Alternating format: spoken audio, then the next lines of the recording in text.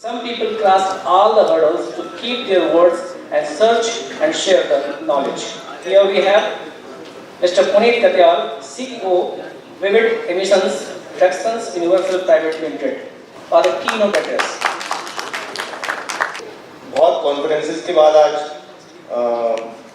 हिंदी में बोलने का मौका मिला है, बहुत अच्छा लग रहा है। नॉर्मली कॉर्पोरेट वर्क से हम जब किसी कॉन्फ्रेंस में जाते हैं तो एक एक्सपेक्टेशन होती है कि आप इंग्लिश में बोलें और वो फ्लुएंट इंग्लिश में बोलें। तो वो एक जैसे मयंक जी ने बोला, English speaking slaves and clerks, हाँ जी। तो बहुत सबसे पहले तो ये एक बहुत ही अच्छी फीलिंग है। अब हम शायद इतना यूज्ड टू हो चुके हैं इंग्लिश बोलने में कि बहुत सारे हिंदी वर्ड्स हमारी डिक्शनरी से निकल गए हैं। तो आज मैं सोच रहा था कि आयरनी वर्ड की हिंदी क्या होती है, तो हम सब भूल गए हैं वो विडंबना। तो मैं I was just discovering few things today, but थोड़ा सा मैं लिवरेज लूंगा गांधी जी से, बिकॉज सुजीत जी ने एग्जैक्टली 5.5 मिनट लिए थे, आपने 24 मिनट लिए हैं। तो मैं कॉर्पोरेट वर्ड से मिनट आता हूँ, तो I probably take the leverage of having the average of 2।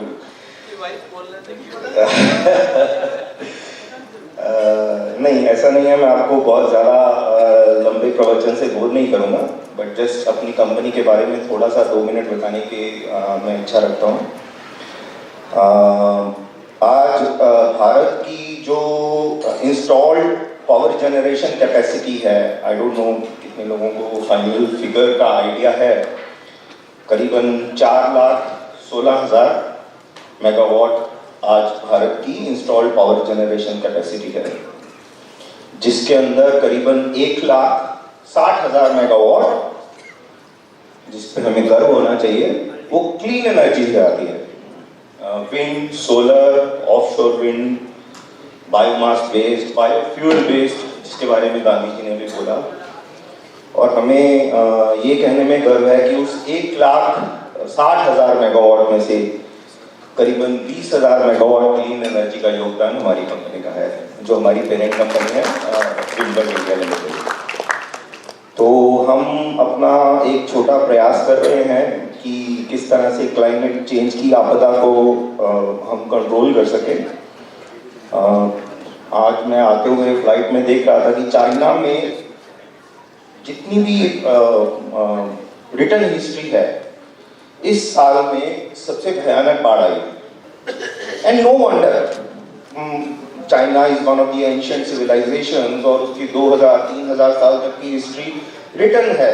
और उस 3,000 साल की रिटर्न हिस्ट्री में इस साल 2023 में सबसे भयानक बाढ़ आई है। तो नो वंडर क्लाइमेट चेंज आज की दुनिया की सबसे बड़ी एक आपदा है, शायद उसकी इंटेंसिटी को अभी हम रियलाइज नहीं कर पा रहे हैं, बट हम देखते हैं कि आज की डेट में रायपुर में, दिल्ली में, बॉम्बे में आज 10 मिनट एसी के बिना हमें बैठना पड़ जाए तो ऐसा घुटन होने लग जाती है। कहाँ थे आज से 30 साल पहले कितने एसी घरों में होते थे, तभी सब जिंदा रहते ही थे ना। तो एक प्रमाण वो है। एनीवेज, सिंस आज का जो हमारा मेन मुद्दा या मेन टॉपिक है वो व्यावसायिक सामाजिक जिम्मेदारी के ऊपर है, जिसको हम अंग्रेजी में CSR बोलते हैं। और पिछले 10 साल में, क्योंकि ये कंपनीज एक्ट 2013 में आया, सेक्शन 135 कंपनीज एक्ट, उसके अंदर क्या क्या प्रावधान है, उसके ऊपर हजारों कॉन्फ्रेंसेस हो चुकी हैं। बहुत सारे लोग क्या उसका मतलब है, क्या उसकी इंटरप्रिटेशन है, क्या उसमें से निकलना चाहिए, बहुत डिस्कशंस हो चुकी हैं। तो मैं उतनी डिटेलिंग में उसके प्रावधानों में, उसके प्रोविजंस पे नहीं जाऊंगा। जो 2-3 सामाजिक मुद्दे हैं जिन पे हमारी कंपनीज, हालांकि कंपनीज एक्ट में प्रावधान है, बट हमारी कंपनीज उतना फोकस नहीं कर पा रही हैं, मैं समाज के पार्ट के तौर पे और एक इंडस्ट्री के पार्ट के तौर पे वो 2-3 मुद्दों को आज हाईलाइट करना चाहता हूँ। उसमें मुझे नहीं लगता मैं 10-12 मिनट से ज़्यादा लूँगा, पर अगर उन मुद्दों को हाईलाइट करने की वजह से थोड़ा सा भी मैं माइंड्स को चेंज कर पाऊँ, I would just assume that as an achievement for the day. पहला जो एक पेन पॉइंट हमने ऑब्जर्व किया है, मैंने पिछले करीबन 20-25 साल में हजारों करोड़ के, बिकॉज CSR हमारी जीन्स में है। ऐसा नहीं है कि ये CSR 2013 में आया, हमारी गीता के टाइम से, महाभारत के टाइम से बड़े बड़े बिजनेसेस, बड़े बड़े जो उस टाइम के कॉर्पोरेट्स थे, वो समाज के लिए काम करते रहे हैं। ये हमने कहीं अंग्रेजों से नहीं सीखा है। तो भारत के लिए वो कोई नई बात नहीं है, पहली बात तो ये। दूसरी बात, ये हमारे DNA में है, लेकिन हमने वो कंपनीज एक्ट के आने के बाद से उसका एक बहुत ही मायोपिक वर्जन पकड़ लिया। भाई मेरी गवर्नमेंट मुझे ये 10 एरियाज में काम करने के लिए बोलती, मैं उसके बाहर सोच ही नहीं सकता हूँ। अब जैसे मोनिका जी ने एक बहुत ही रिलेवेंट मुद्दा हाईलाइट किया कि आर्ट एंड कल्चर में आप देखिए कितना स्कोप है। Art and culture not only as an art and culture as a domain, but as a way of changing life. उसमें कितने परसेंट आपको, मोनिका जी, अगर मतलब मैं थोड़ा स्टैटिस्टिक्स में जाता हूं, आपको शायद आइडिया नहीं होगा, सिर्फ 2% फंड्स पिछले 2 फाइनेंशियल ईयर में, I am talking of post Covid, मेरे पास में वो स्टैटिस्टिक्स लाया हूँ, जो रिपोर्ट पब्लिश नहीं हुई है भारत गवर्नमेंट की, भारत सरकार की, बट पिछले 2 फाइनेंशियल ईयर में सिर्फ 2 से 2.5% ये कल्चर, आर्ट और म्यूजिक के लिए CSR में चैनलाइज हुआ है। ये तो वो पेन पॉइंट है जो मैंने नहीं सोचा था, आपने जब बोला तो मुझे रियलाइज हुआ ये बहुत बड़ा एरिया है। पर जो 2 मुद्दे हमें लगते हैं बहुत इंपॉर्टेंट है, सबसे पहला वुमेन सेल्फ डिफेंस। आपको याद होगा 2013 में हमारे निर्भया फंड बना था, 2012 की एक अनफॉर्चुनेट इंसिडेंट की वजह से, और मुझे नहीं पता आप लोगों में से कितने लोगों को उसकी परसेंटेज एलोकेशन और यूटिलाइजेशन का आइडिया है। जितना फंड उस टाइम एनविसेज किया गया था, उसका सिर्फ 3% आज तक एलोकेट हुआ और यूज हुआ निर्भया में। और विडंबना ये है कि जहाँ पर नारी को पूजा जाता है, जहाँ पर नारी को देवी माना जाता है, वही देश आज, मुझे कहते हो बहुत दुख होता है, बट वही देश आज दुनिया की बलात्कार कैपिटल है, मॉलेस्टेशन कैपिटल है। और जब तक हम इस चीज को एक्सेप्ट नहीं करेंगे कि ये हो रहा है, how will we solve it? हम अगर सोचेंगे नहीं हमारे यहाँ दुर्गा है, हमारे यहाँ देवी है, वो है, पर एक रियलिटी ये भी है कि हमारे यहाँ सबसे ज्यादा रेप्स होते हैं, सबसे ज्यादा मॉलेस्टेशन इंसिडेंट्स होते हैं। तो बहुत थोड़े कॉर्पोरेट हैं या इवन हमारी राज्य सरकारें, सेंट्रल गवर्नमेंट, जो वुमेन सेल्फ डिफेंस के ऊपर अपने फंड्स को यूटिलाइज करने के लिए तैयार हैं, बिकॉज उसमें उनको बहुत ज्यादा हाईलाइट्स नहीं मिलती हैं। आज भी इंडिया में परसेप्शन ये है कि poverty alleviation, hunger, health, sanitation की बात करो, आपको पहले पन्ने पे, अखबार के पहले पन्ने पे माइलेज भी मिलेगी, आपको प्रेस रिलीज भी मिलेगा और आपको सारी पब्लिसिटी भी मिलेगी। बट फैक्ट ये है कि आज का भारत पिछले 50 साल वाला भारत नहीं है। We have come out of those clutches, for God's sake. We are the 5th largest economy और हमें उसमें गर्व लेना चाहिए। उसमें we should take pride in being the 5th largest economy of the world today. We are going to be the 3rd largest economy over the next 5-7 years. जिस देश ने हमारे ऊपर 200 साल राज किया, हम उसको सरपास करने वाले हैं। तो आज वो India is land of snake charmers, जहां पर की लो कैलोरी इनटेक और poverty is a big area, big issue, वैसा नहीं है। और बहुत लोग बोलते हैं कि आप तो मुंबई से आए हैं, आप तो इंडिया की बात करते हैं, भारत में अभी भी है। मैं भारत के हार्ट में खड़ा होकर बोल रहा हूँ, इवन भारत में भी स्टैटिस्टिक्स उठा के देख लीजिए, आज से 50 साल पहले low calorie intake was the major issue. आज की डेट में भारत में per capita calorie intake, excess calorie intake is an issue. और इस चीज को हम रियलाइज नहीं कर रहे हैं कि वो चेंज ऑलरेडी हो चुका है। आज की डेट में भारत में per capita protein intake Europe से सिर्फ 70% है। जब हम आजाद हुए थे यूरोप के मुकाबले 15% था। पर कैपिटा फैट इंटेक 70-75% है डेवलप्ड कंट्रीज के मुकाबले, तब 10% था। तो आज भी अगर हम वही बातें करेंगे जो हम 1947 में करते थे, तो सीएसआर का रेलेवेंस कहीं ना कहीं डाइल्यूट हो जाता है। और इस कारण से हमने अपने सीएसआर फंड में, मैंने वर्ल्ड बैंक में भी काम किया है, मैंने यूरोपियन यूनियन के बहुत सारे सीएसआर प्रोजेक्ट्स किए हैं। अभी विविड एमिशंस में हम एक बहुत बड़ा सीएसआर प्रोग्राम चला रहे हैं। हमारा मेन जो थीम है वुमेन एम्पावरमेंट के हेड में सेल्फ डिफेंस, लड़कियों को कराटे, लड़कियों को अपनी रक्षा खुद करना सिखाना। एक पेपर स्प्रे की बोतल लेना इनफ नहीं है। तो मैं अपने साथी रोहित को बोलूंगा कि एक छोटा सा 1 मिनट का वीडियो अगर मैं आपको दिखा पाऊँ, जो कि ये दिखाता है कि हम कैसे लड़कियों को अपनी रक्षा खुद करने के लिए आत्मनिर्भर बना रहे हैं, which is the soul of Atmanirbhar Bharat.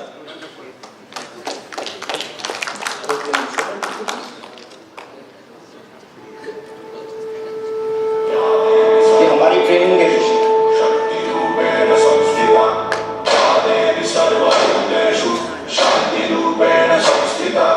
आज से अब से यान मेरी, मैं तुमको नाचूंगे दूंगी। जान को चाहे चलनी कर दो, मान को नाचूंगे दूंगी।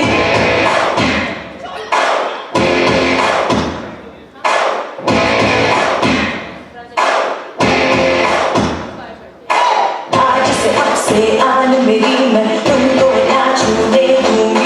जान को चाहे चलनी कर दो, मान को नाचूंगे दूंगी।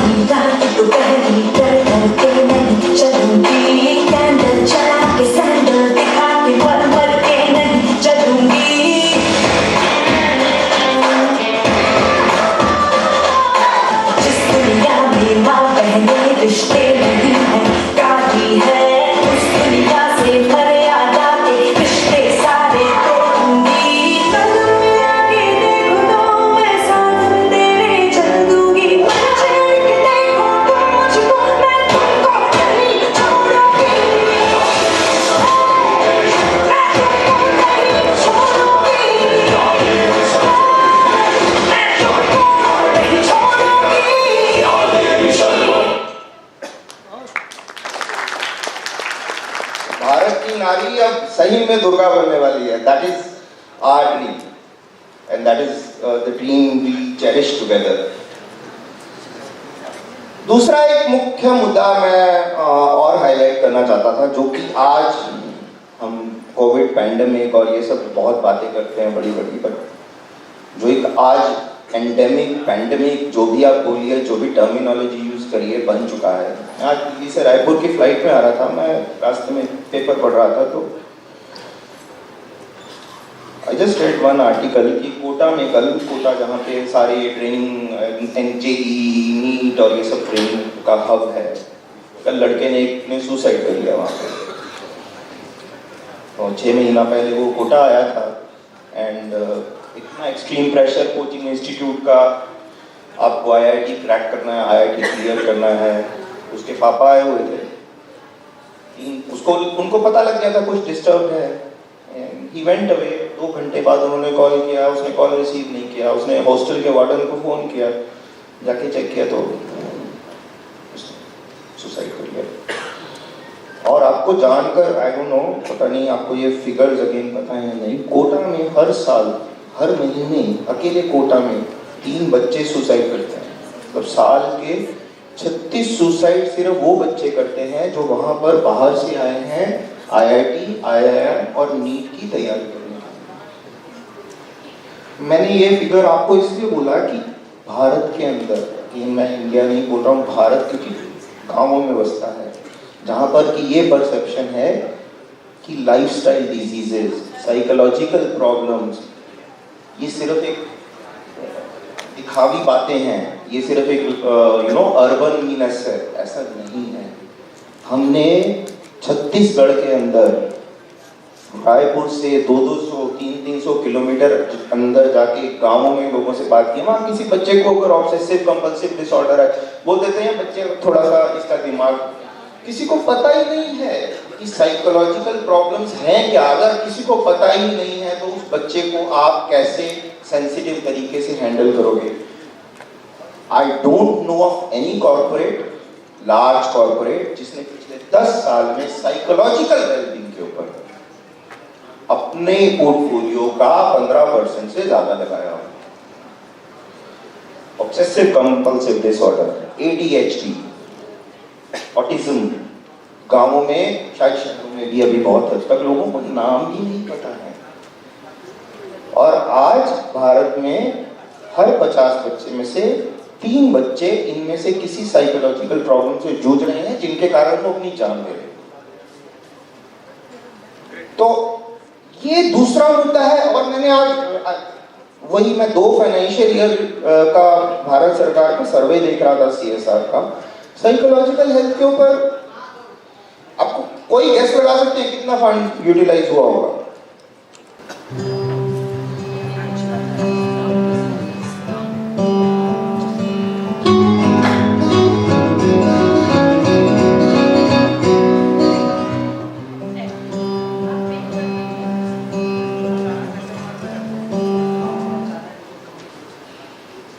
अभी हम पिछले 2 साल से वहाँ पे स्ट्रगल कर रहे हैं। हमने चारंका गांव है, वहाँ पे खेलो चारंका करके एक मूवमेंट स्टार्ट किया। चारंका तो एक गांव है, हमारा मिशन ये है कि हम 100 गांवों तक पहुँच सके।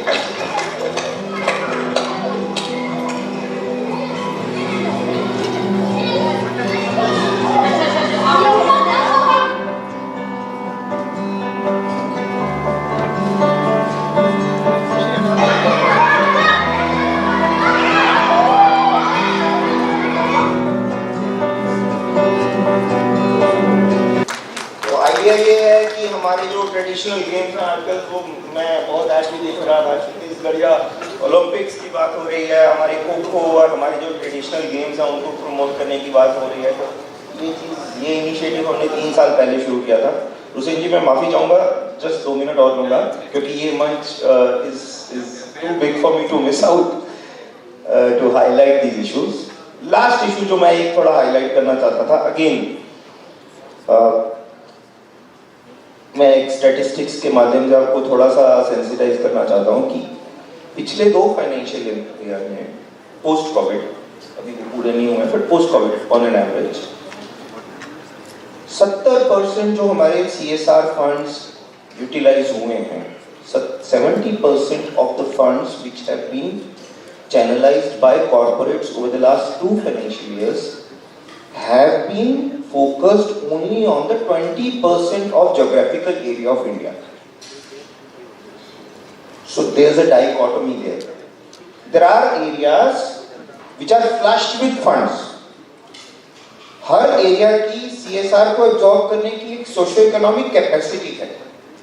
और उसका रीजन क्या है? क्योंकि कंपनीज एक्ट में के दिशा निर्देशों में एक लाइन डाल दी गई है कि जहां पर आपकी फैक्ट्री है, आपको अपना CSR उसके 100 किलोमीटर के दायरे में करना है। दैट इज ओनली अ दिशा निर्देश, that is not a mandate.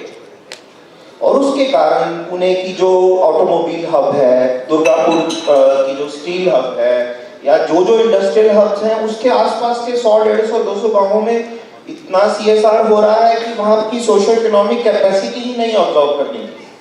And then there are areas, Adivasi belts in Orissa, Adivasi belts in Andhra, Chhattisgarh, जहां पर कि आज तक कोई कॉर्पोरेट, कोई NGO गया ही नहीं है।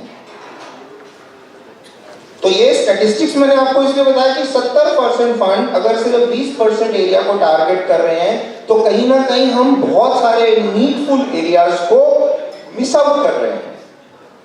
So this non-uniform geographical distribution is something which I want to highlight on this August panel today, August forum today, so that even, if my talk, my speech, or whatever you can call it, if it can lead to a change to the extent of 0.5%, I would feel that my mission for today is achieved.